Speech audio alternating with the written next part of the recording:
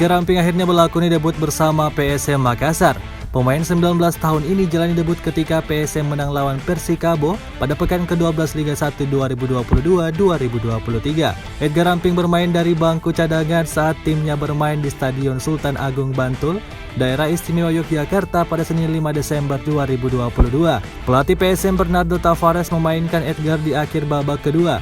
Dia hanya bermain selama 4 menit. Edgar dimainkan di menit 90 gantikan Yance Sayuri. Pemain nomor punggung 74 ini dimainkan sebagai penyerang sayap. Catatan debutnya berbuah manis karena PSM menang 2-0 atas Persikabo. Gol dicetak Donald Bisa dan Everton Nascimento. Walau hanya bermain 4 menit, tentu ini menjadi awal bagi Edgar untuk terus buktikan diri kepada Tavares. Apalagi PSM saat ini banyak kehilangan pemain karena cedera, jalani hukuman dan dipanggil ke timnas Indonesia.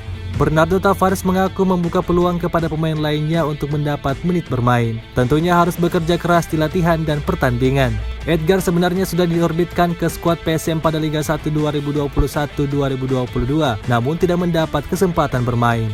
PSM yang dilatih Milomir Seslija pada putaran pertama kompetisi Liga 1 musim lalu meminjamkan Edgar ke klub Liga 2, Muba Babel United. Di masa peminjaman, pemain jabulan Akademi PSM ini mencatatkan 6 penampilan dan torehkan 1 gol. Pada putaran kedua Liga 1, Edgar pun dipanggil oleh juru taktik baru PSM kala itu, Job Gal. Sayang, sampai liga berakhir, pemain lahir di Mamuju, Sulawesi Barat ini tak dimainkan. Di tahun Tavares musim ini, Edgar jarang dimainkan karena sering dipanggil untuk pemusatan latihan timnas Indonesia U20. Akhirnya pelatih berkebangsaan Portugal itu bisa menggunakan tenaga alumni Garuda Select 3 dan 4 ini pada pekan ke-12 Liga 1 musim ini.